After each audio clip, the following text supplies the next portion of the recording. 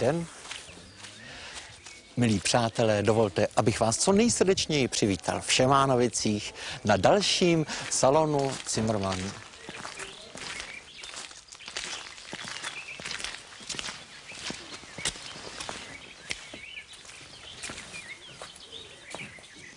Jak jste viděli, protagonisté již také dorazili, ovšem jaká tu bude dneska zábava, nevím.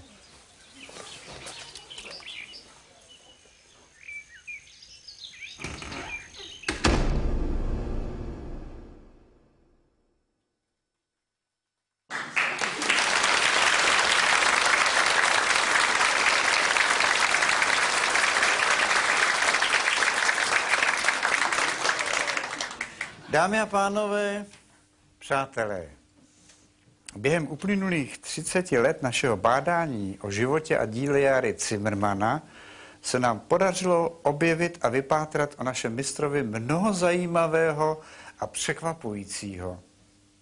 Až na to, kdy a kde zemřel. Kde je Zimmermannův hrob? To je nejčastější otázka, kterou nám občané kladou. A právem, asi nám nebudete věřit, ale hrob Járy Zimmermanna jsme nepřestali hledat snad po celém světě. On se totiž skoro všude na tomto světě, alespoň někdy, vyskytoval.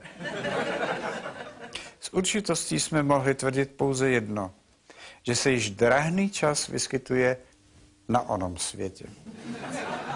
Během našich nesčetných výprav za místem Zimmermannova posledního odpočinku jsme dospěli k pozoruhodnému poznatku. Všude tam, kde zaživa Jára nikdy nebyl, ho chtějí mít aspoň mrtvého. Ostatně pořiďte sami. Toto je údajně Zimmermannův hrob na úpatí rumunských Karpat. Podle prastarého zvyku mu tam dali dřevěnou konev s vodou, aby se mohl opláchnout, kdyby vstal z mrtvých. Každým rokem o dušičkách přicházejí k hrobu vesničané se svícny uctít památku Járy Zimmermanna, který v tomto kraji v životě nebyl.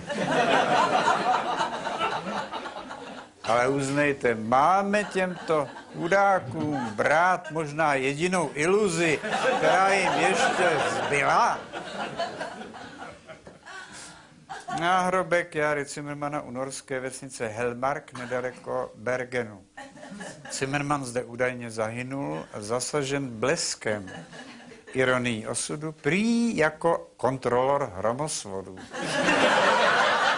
No, řekněte sami, máme snad soudní cestou dokazovat, že Jára nejenže v této obci, ale v celém Norsku nikdy nebyl?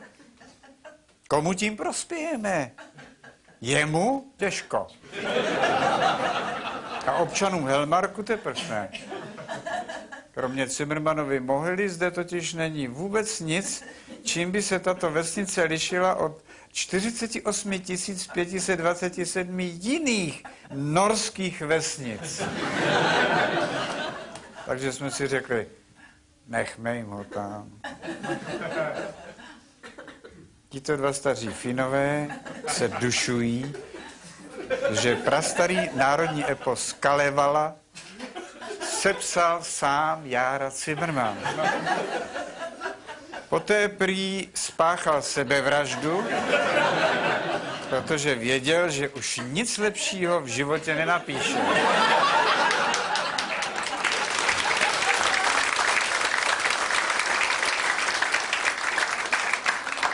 Ukázali nám dokonce márnici na hřbitově u vesnice Jutasjärvi, kde Zimmermann údajně čekal na svůj pohřeb.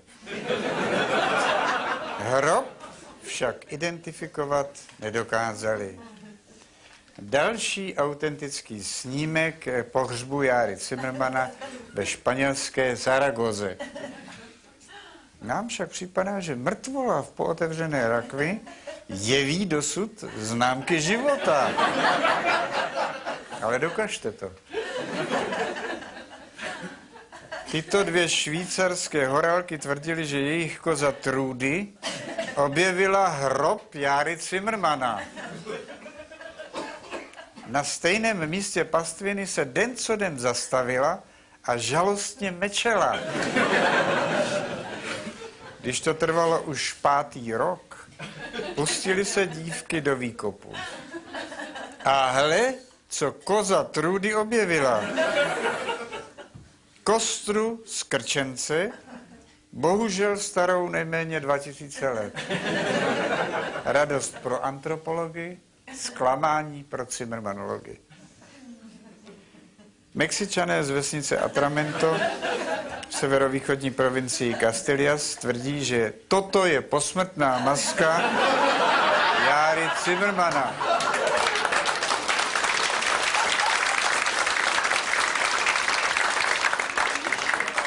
Podle nich veselého člověka. Bohužel se vůbec nepodobá mumifikované hlavě údajného Cimrmana, uložené v této dřevěné svatyni bolivijských indiánů. Ale ani to nás neodradilo a hledali jsme dál. Fotografie domorodé dívky z Brazílie, hledané policií pro nemanželské soužití s jakýmsi Cimrmanem. Tato jiskra naděje bohužel také zhasla. Jednalo se o jezuitu německého misionáře Kurta Cimrmana, ještě psáno německy. Zemřel na malárii kdesi v povodí Amazonky, tedy pouhá shoda jmen. A nebyla jediná. Z Anglie jsme dostali zprávu, že náš Cimrman byl pochován na hřbitově u skotské vesnice Middlehampton, kde prý dohlížel na stavbu větrných mlýnů. Hrob jsme sice našli, dokonce nám povolili exhumaci, ta však jenom potvrdila naši domněnku, že šlo o holandského experta na větrné mlýny, inženýra Van de Cimrmana. Na lebce je patrné, že se stal obětí svého povolání.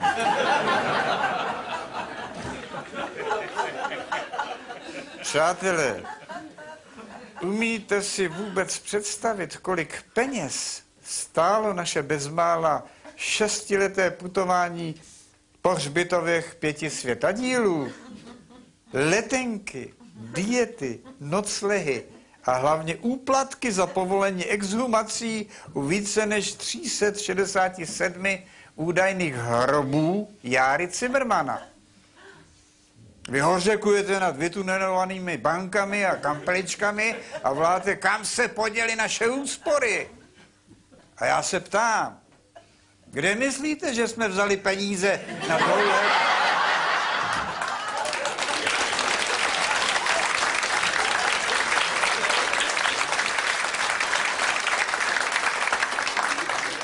Na ty dlouhodobé nákladné expedice za hrobem Járy Cimrmana. Vy jste radši investovali do mongolských cukrovarů nebo severokorejských papíren?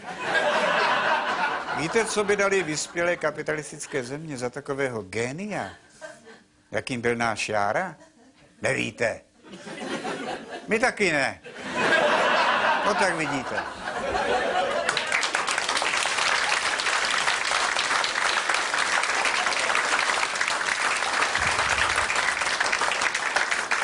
Vážení přátelé, dospěli jsme k názoru, že vylučovací metodou cesta k hrobu Járy Cimrmana nevede. A rozhodli jsme se, že na to půjdeme jinak. Budeme hledat tam, kde se ponejvíce zdržoval na sklonku svého života. Potíž byla v tom, že jsme nevěděli, kde vlastně ten sklonek nastal. Naštěstí o něch míst nebylo mnoho.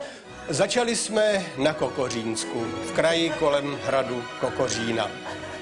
Podle Cimrmanova deníku jsme zjistili, že zde pobýval poměrně často a rád, a to hned z několika důvodů. Především ho zajímala zdejší krajina. Mimochodem velice krásná, členitá, lesnatá, protkaná spoustou údolí a bizarních skalních útvarů a jeskyní. Tak trochu divočina, dalo by se říci. Za druhé chtěl blíže poznat zdejší lidi. O nich se dočetl, že jsou ošemetní. Zajímalo ho, jak takový ošemetný člověk vypadá. A konečně za třetí a v neposlední řadě v plicní ozdravovně v Želízích pobýval jeho přítel Franz Kafka. Bydlel v tomto lázeňském penzionu, kde ho Zimmermann hojně navštěvoval. Kafkovi pochopitelně nebylo příliš veselo, často proto psával své sestře Otle. V jednom z dopisů se zmínil, cituji, nejsem tu sám, je tu se mnou jedna velice komická a ve své podstatě hodná osoba. Víme, koho tím mínil. Jára Zimmermann se opravdu snažil, seč mohl, aby svého zasmušilého nemocného přítele France rozptýlil. Vymýšlel všelijaké žertovné kousky. Například jednou přišel s tím, že si navzájem vymění levé ponožky. Oba pak měli ohromnou legraci, že to nikdo z lázeňských hostů nepoznal. Přestože chodili bez kalhot, jak ukazuje tato Kafkova kresba. Jindy sestrojil jakési tříkolové vozíky, na kterých jezdívali z okolních svahů.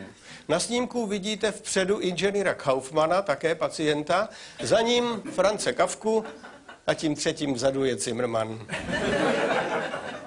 Vysoká technická kvalita a spolehlivá nosnost vozítka neunikly pozornosti pana Iva Liberty,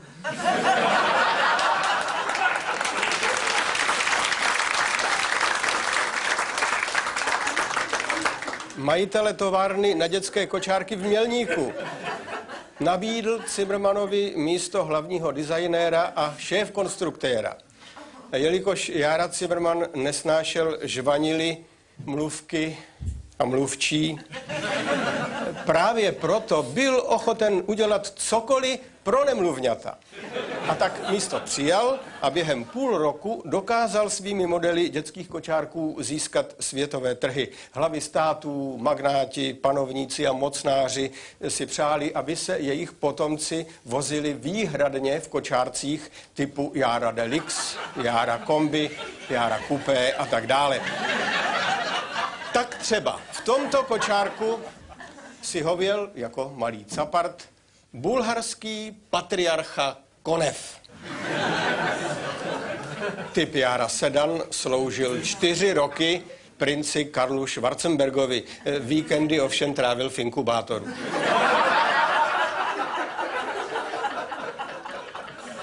V tomto kočárku odkojila všechny své děti anglická královna Viktorie.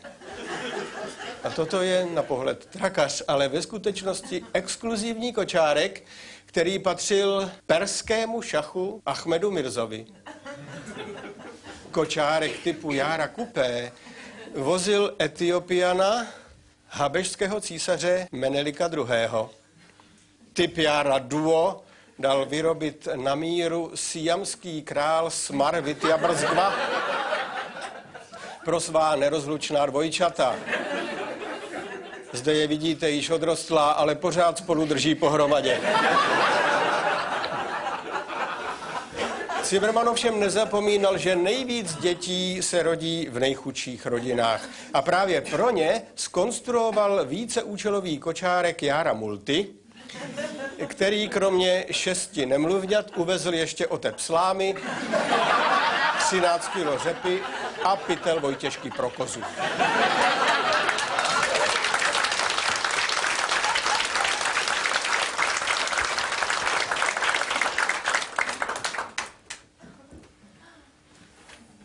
Vážení přátelé, zastavme se teď v Šemánovicích, kde se Jára zdržoval na Kokořínsku nejčastěji. Proč? To nikdo neví. Sami vidíte, že zde z tohoto pohledu celkem nic zvláštního k vidění není. V Šemánovicích se nedalo jít nikam jinam, než do hospody u Límanů nebo do kostela. Dcera hostinského Límana ukazuje židli, na které Jára Zimmermann sedával. Tehdy jí bylo necelých 12 let. Ale pamatuje si, že pan Zimmermann byl v jejich hostinci vždycky vítaným hostem. Patřil k této veselé stolní společnosti. Zde jsou titíž v momentě, kdy pan Líman oznámil, že pivo došlo.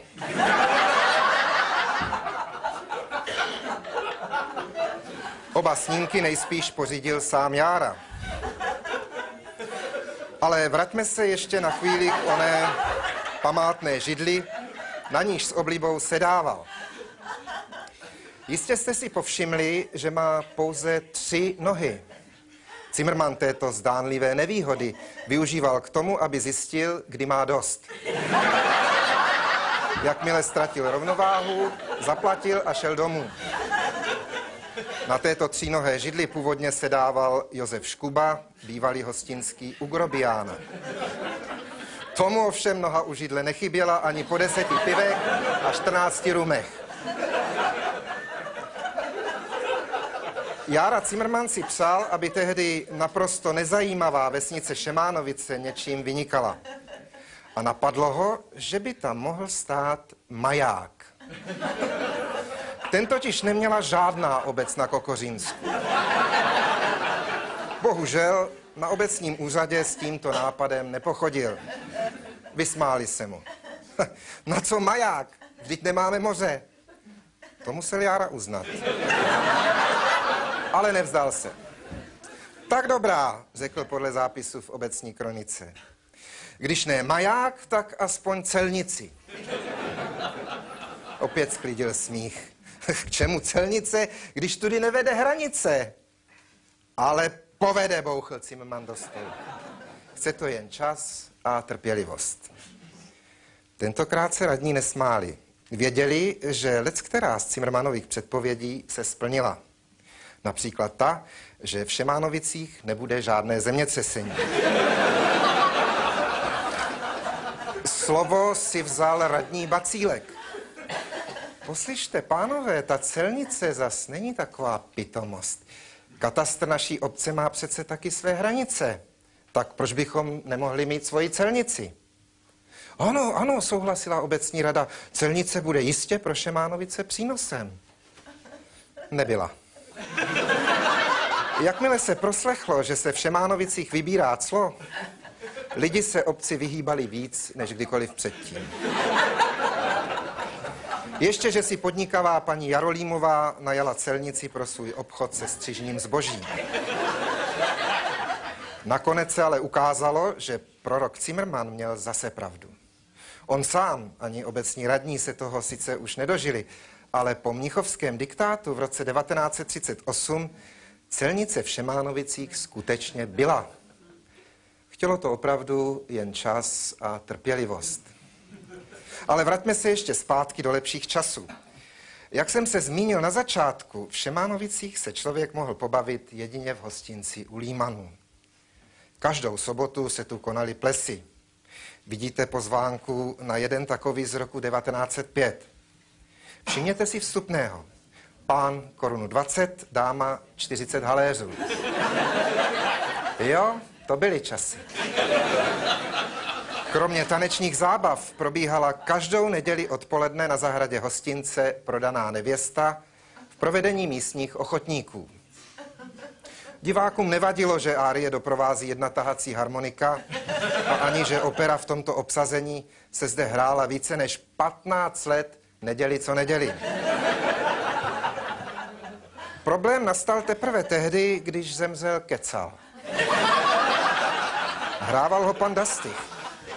Kecalů bylo sice v Šemánovicích dost, ale žádný z nich neuměl zpívat. A tak se hrálo bez Kecala. Horší už bylo, když zemřel Vašek, pana Zámečníka. To už měla prodaná nevěsta pořádnou trhlinu. Pomohli jí ucpat ochotníci ze sousední Březínky s jejich pastorkým. Ovšem, když utekla mazenka paní Krepindlové s čalouníkem z Liberce, byl konec. Jeník pana Koháčka už to sám neutáhl. Ale obraťme úmrtní list.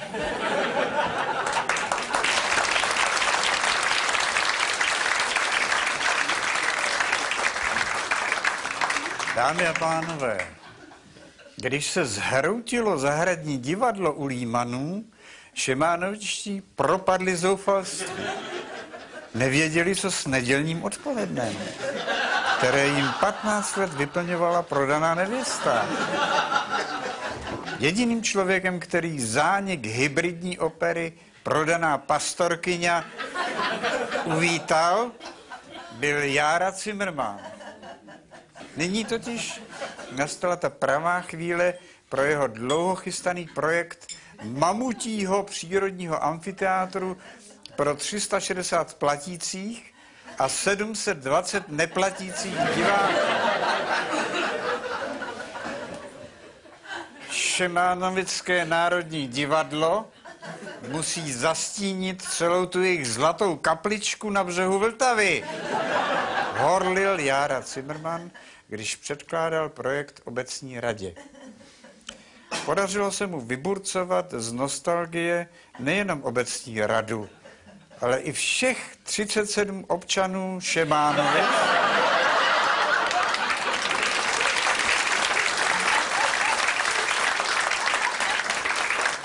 k dosud nevídanému budovatelskému nadšení. Zpráva o místní stavbě století se bleskově rozšířila a brzy se hlásily desítky, později i stovky dobrovolných brigádníků, nejen z Kokořínska, ale ze všech krajů Čech a severní Moravy. A zatímco stavba obrovitého teatrálního kolosea vůči hledě rostla, uvažoval Cimrman, co by se tam vlastně mělo hrát. Jedno věděl naprosto určitě.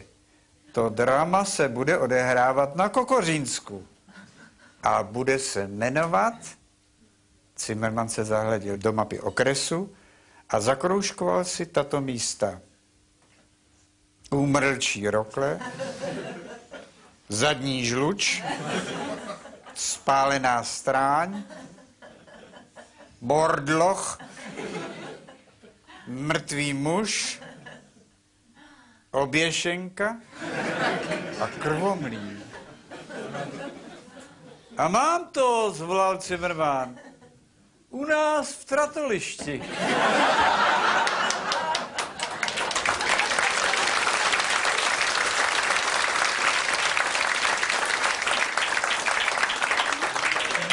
Pod tímto názvem napsal během 3 dnů a 5 nocí monumentální truchlohru, vycházející z tradic ošemetného lidu Kokořínska.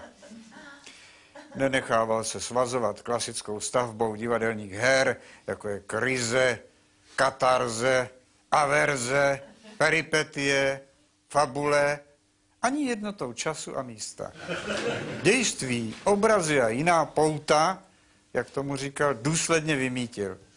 Hra, dá-li se to vůbec tak nazvat, u nás v Tratolišti byla jakousi montáží různorodých scének, které spolu nijak nesouvisely. Jediná zásada, které se Cimrman držel, zněla, musí to být o nás a pro nás. Cimrman se netajil tím, že ho přímo navedl, jak píše ve své kronice, obraz přítele Paula Klee, 2 muži, považující jeden druhého za výše postaveného.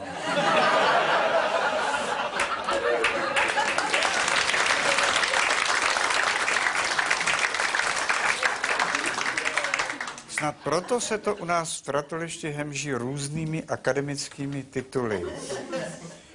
Například i loupežník Klempera bydlel v této jeskyni a byl doktorem práv. Teď přijde sousedka Punčochářová, ano, to je ona, to byla magistra. Jejím úkolem bylo propojovat různé výjevy tak, že prošla scénou a hlasitě vzdychla. Prosím, pane kolego. Je, minkote, je, minkote. Děkuji.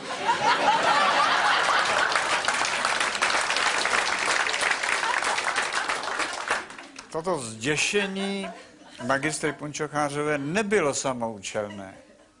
Udržovalo napětí v hledišti. Bohužel došlo k tomu, čeho se Zimmermann obával nejvíc. Zatímco v prodané nevěsti se ochotníků nedostávalo, tratoliště jimi překypovalo. Hrát chtěl snad každý, kdo mohl chodit, nebo aspoň mluvit. Aby se dostalo na každého, dovolil jim Zimmermann pronést na jevišti pouze jednu větu, nebo alespoň zakašlat. Uvedu příklad. Jihoamerický špion Esteban v podání malorolníka Holoubka se ptá celníka Paštiky, který měl titul docenta. Hrál ho poštovní listonoš Jan Děurek. Pánové, buďte laskaví. Poslyšte, celníku, když tudy nevede žádná hranice, mohl by tudy vést panamský průplav? No, uvidíme. Děkuji.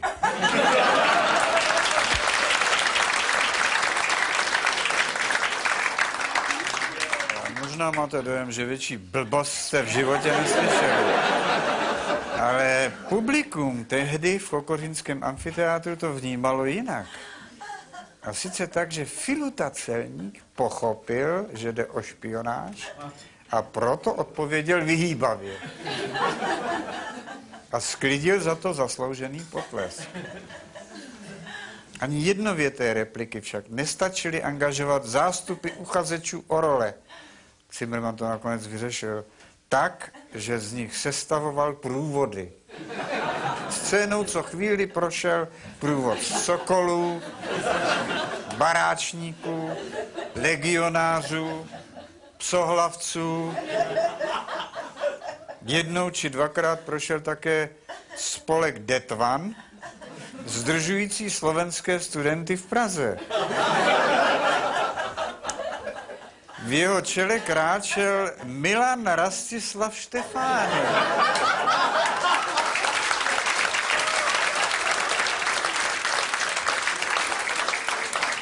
To je skutečně on. Budoucí generál francouzské armády.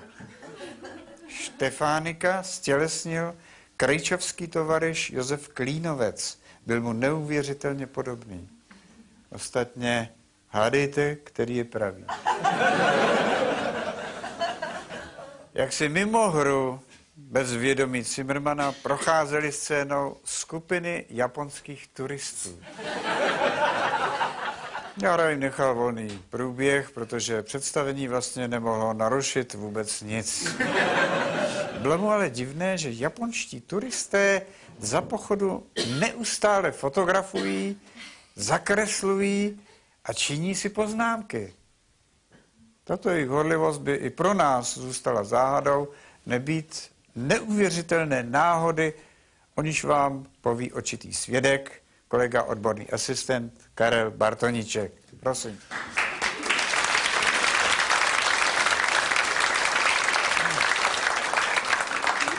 Ano, přátelé, kdybych to neviděl na vlastní oči, nikdy bych tomu neuvěřil.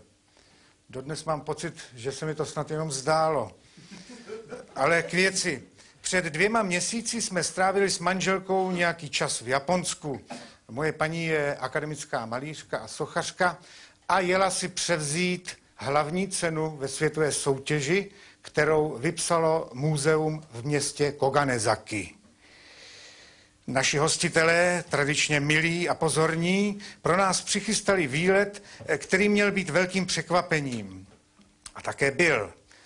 Asi tak po 2 hodinách jízdy rychlovlakem Shinkansen jsme byli na místě. A podívejte se, kde jsme se ocitli. Na Kokořínsku. Oněměli jsme úžasem. Všechno, co jsme spatřili, bylo úplně stejné jako tady u nás.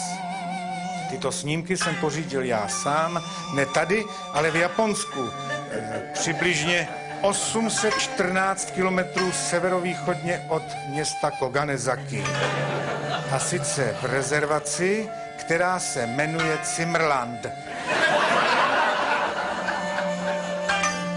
Jak známo, Japonci dokáží napodobovat všechno tak dokonale, že je to lepší než originál. Pouze v jednom případě jsem byl na rozpacích. Tohoto člověka nám představili jako věrnou kopii Járy Cimrmana. Na mou námitku, že ani my nevíme, jak Cimrman vypadal, odpověděli bez váhání. Přesně takhle. A uklonili se mu. Samozřejmě, že mě zajímalo, kdo přišel s nápadem Cimrland vybudovat. Ochotně vysvětlili, že to bylo přání korunního prince Hirohita, pro něhož Cimrman zkonstruoval na míru nejprve kočárek, jako pro nemluvně, a později, jak vidíte, i tento kočár. Oběma vozidly byl korunní princ tak okouzlen, že projevil přání mít geniálního Čecha Cimrmana se vším, co k němu patří a náleží v Japonsku. Skupinky japonských turistů, které viděl Cimrman i obecenstvo procházet na scéně během hry u nás v Tratolišti, měli tedy ve skutečnosti za úkol všechno zdokumentovat a skopírovat. Takže Cimrmana museli vidět, že by to byl nakonec Japonec.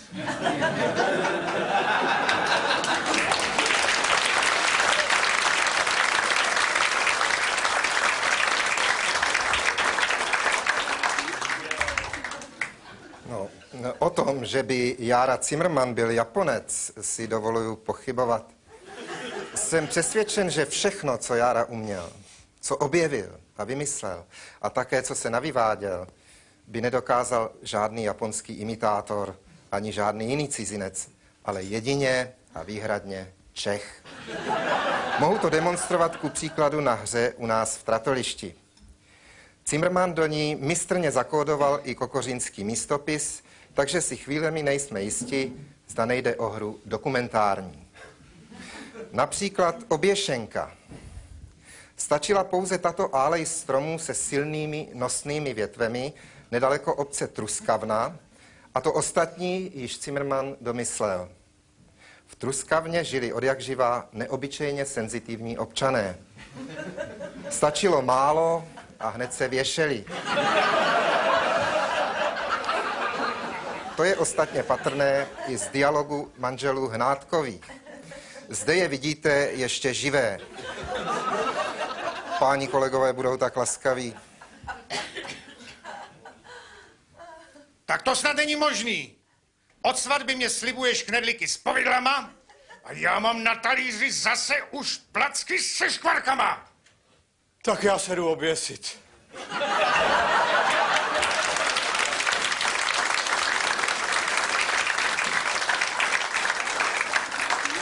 A Hnátková bere provaz a odejde. Ale nebyl by to Cimrman, kdyby nevyhnal tragickou epizodu ad absurdum. Hnátek chvíli láteří, že si manželka dělá, co chce, načež se sebere a oběsí se na vlastní pupeční šňůře, kterou mu porodní bába zapomněla odstřihnout. Nosili omotanou kolem pasu jako horolezec a vidíte, nakonec se mu hodila.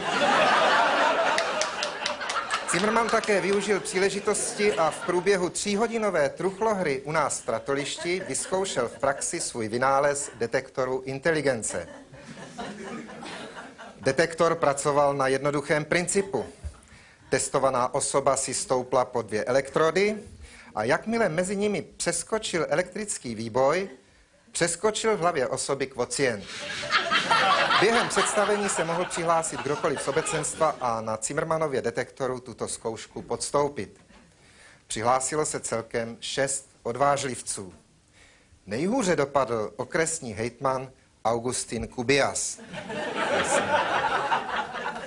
Nejlépe se naopak umístil obecní blb Václav Vyskočil. Ano, to je on. Dokázal napodobit klokana, ačkoliv ho v životě neviděl.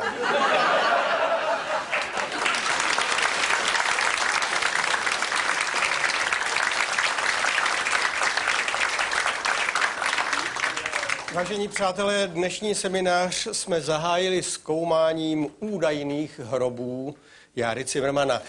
Ten poslední jsme si nechali nakonec. Objevili jsme ho tam, kde bychom ho byli nikdy nehledali. Jára Cimrman říkával, uvěřitelné si můžete vymyslet, avšak neuvěřitelné se musí prožít. A my jsme to prožili. V Cimrmanově kokořínské kronice nás zaujal následující zápis z 27. dubna 1918. Cituji. Na svých cestách v cizině i doma jsem si prohlédl mnoho hřbitovů a pokaždé jsem odcházel s pocitem ne, tady ne. Teprve na tom posledním, jakoby na mě čekal, jsem se zaradoval. Ano, to je ten pravý. Tady mě nikdo nenajde. Přátelé, a to je právě to neuvěřitelné. Hřbitov, který se tak zalíbil Cimrmanovi, jsme měli přímo pod nosem. Tady v Šemánovicích. A jak jsme na to přišli? Náhodou. Ve staré matriční knize na zdejším obecním úřadě jsme objevili tento zápis. Cimrman, jak si můžete sami ověřit, splácel si svůj hrob předem, před úmrtím. Kdy zemře, to už ovšem zatajil. Nezbylo nám, než se dohadovat, který z těchto hrobů to je. Nebýt pomoci hrobníka pana Alojze, nevím, jak by to bylo nakonec dopadlo. Dáte pana Cimrmana na hrobku, tak tady ty hrobů je víc, bez těch nadpisů, tady tohle a to je všude a tamhle taky. Ale podle mýho... Pan Alojz říká, že podle jeho názoru... Tady nepsal žádný nadpis, tady to... A taky podle jeho zkušeností hrobaře je Jára Cimrman pochován zde. Soudí tak podle toho, že na tomto oválném štítu na kříži není uvedeno jméno ani žádný jiný údaj. To se stane výjimečně a vždy jen na výslovné přání nebožtíka. Tenhle chtěl mít zřejmě od lidí pokoj aspoň po smrti. Je nám líto, že my mu ho nedopřejeme, ale my jsme chtěli mít jistotu. Snad nám to Jára odpustí. Zažádali jsme o povolení k exhumaci a dostali jsme ho. Vše, co se dělo dál, jsme natočili, zdokumentovali, takže v této chvíli to můžete sledovat, jako byste u toho přímo byli.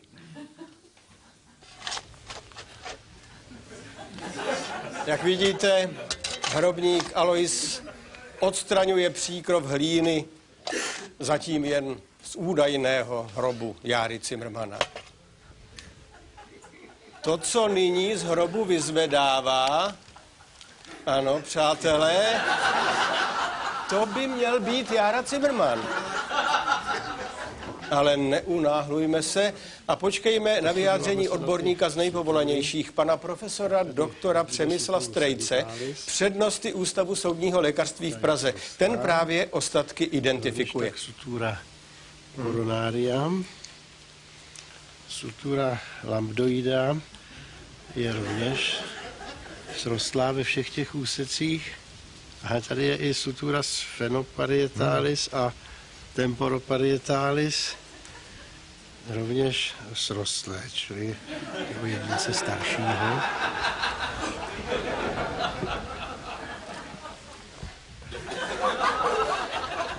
Část pánve. Zde vidíme takové osteofity, osteofytický lem kolem té kloubní jamky.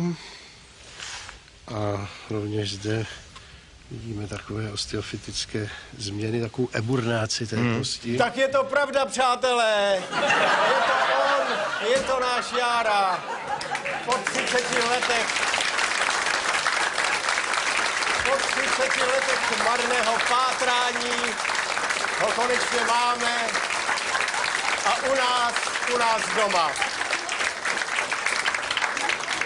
Sice bychom ho viděli raději živého, ale buďme rádi i za toto shledání.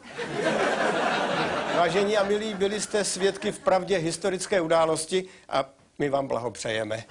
Dovolte mi, abych vás teď jménem salonu Cimrman pozval k účasti na odhalení pamětní desky našemu mistrovi Járovi Cimrmanovi na stěně bývalého hostince u Límanů tady v Šemánovicích, kde tak často a rád se dával.